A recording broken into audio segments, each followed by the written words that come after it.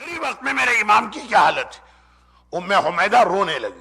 رونے کی آواز ابو بصیر نے پردے کے دوسری طرف سنی اور کہا کہ اے ابو بصیر کیا پوچھتے ہو؟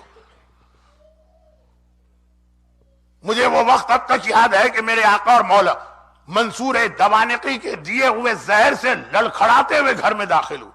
میں صحن میں بیٹھی تھی. میں نے امام کا چہرہ دیکھا, امام کی کمزوری دیکھی, تڑپ کے آگے بڑھی, امام کو سہارا دے کے بستر پہ لٹا دیا.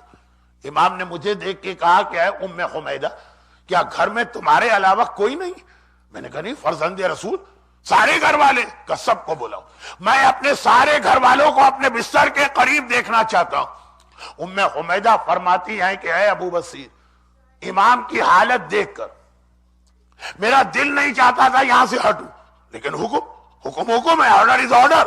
چنانچہ میں گئی, سارے گھر والوں کو جمع کیے, ہم سب رو رہے ہیں. امام زہر کی غشی میں, جب سارے گھر والے آ گئے امام نے آنکھیں کھولی, ایک ایک کر کے سب کو دیکھا, آخر میں مجھے دیکھا, آخری جملہ کہا اور اس دنیا سے رخصت ہو گئے.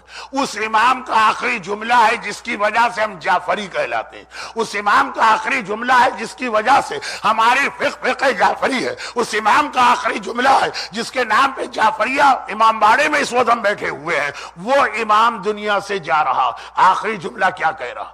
اور ایک بات یاد رکھیے, آخری وصیت آدمی ہمیشہ اس چیز کی کرتا جس کے بارے میں وہ پریشان ہو کہ میرے بعد کیا ہوگا. اگر کسی کے چھوٹے چھوٹے بچے, آخری وقت میں اسے بچوں کی پریشانی ہوگی, وصیت اپنے بچوں کے لیے کرے گا. نہیں, کسی کے بچے بڑے بھی ہو گئے, سیٹ بھی ہو گئے, کاروبار, کوئی ڈاکٹر, کوئی ڈینٹسٹ, کوئی فارمیسسٹ, بچوں کا مسئلہ نہیں, اس کا مثلا کاروبار ہے, اس کے لیے پریشان ہے, وہ آخری وصیت اس کی کرے گا. تو جو مرنے والے کے خیال میں سب سے اہم مسئلہ ہے, وصیت اس کی جاتی ہے. امام نے آخری وصیت کیا کی؟ توحید نہیں, رسالت نہیں, غدیر نہیں, امامت نہیں, ولایت نہیں, قرآن نہیں, عزاداری نہیں, ان میں سے کسی چیز کی وصیت نہیں. آخری وصیت امام کی ہے کہ اے ام حمیدہ میرے ایک شیعہ تک میرا پیغام پہنچا دو کہ لا تنالو شفاعتنا مستخفا بالصلاۃ. جو نماز کو حقیر و معمولی سمجھتا ہے اس تک ہماری شفاعت نہیں پہنچے گی. ہم قبر میں بھی بخشش کرائیں گے, ہم قیامت میں بھی بخشش کرائیں گے, ہم پل صراط پر بھی بخشش کرائیں گے, مگر بے نمازی کی بخشش نہیں ہوگی. یا نماز بھی پڑھتا ہے لیکن خفیف, ہلکا, معمولی سمجھ کے. یہ آخری وصیت ہے اس امام کی جس کی وجہ سے آپ اور میں جعفری کہلائے. توحید کی بات نہیں کی, ولایت کی بات نہیں کی, غدیر کی بات نہیں کی. اس کا مطلب یہ نہیں ہے کہ چیزیں اہم نہیں ہیں, نہیں. امام کو, اب سنیے میرے جملے, امام کو اپنے شیعوں کے بارے میں یقین ہے, ہمارا شیعہ مرتا مر جائے گا توحید کو نہیں چھوڑے گا, اس کے بارے میں اطمینان ہے. ہمارا شیعہ مر جائے گا رسالت کو نہیں چھوڑے گا, ہمارا شیعہ مر جائے گا غدیر کو نہیں چھوڑے گا, ہمارا شیعہ مر جائے گا عزاداری کو نہیں چھوڑے گا. امام کو فکر ہے نماز کے بارے میں, ایسا نہ ہو کہ شیطان یہاں پہ ہمارے مومن کو بہکا دے اور وہ سمجھے نماز کی اہمیت نہیں. حدیث کا جملہ پھر دوہرا دو, ایک لفظ آتا ہے تارک صلاۃ, جو نماز پڑھے ہی نہیں.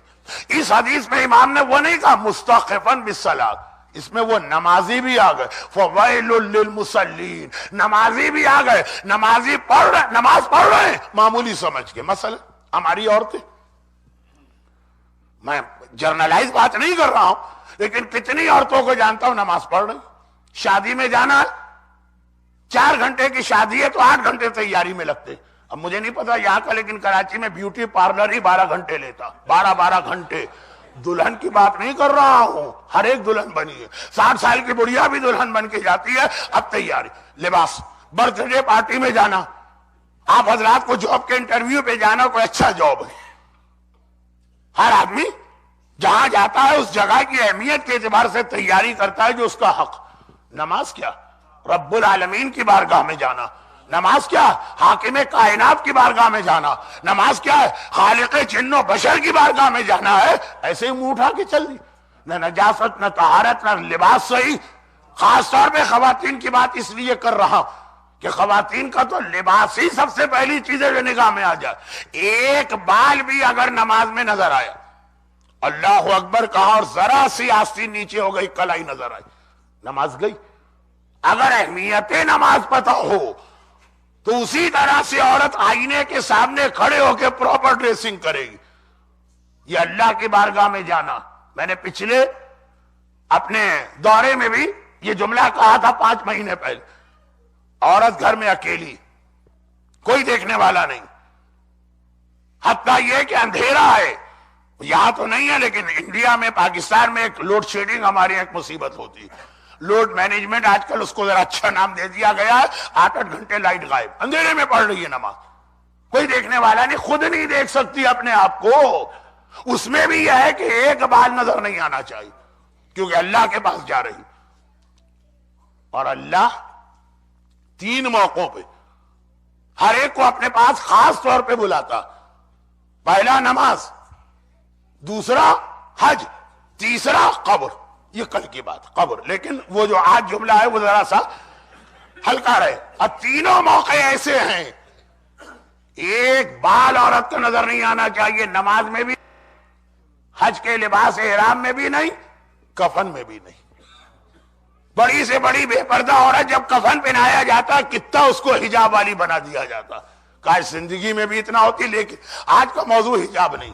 یہ حجاب نہیں جو میں نے پڑھا, یہ حجاب پہ نہیں پڑھ رہا تھا, میں پڑھ رہا ہوں نماز کی اہمیت.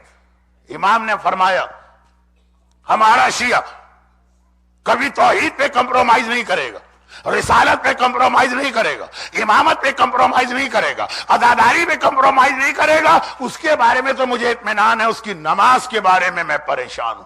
اور میری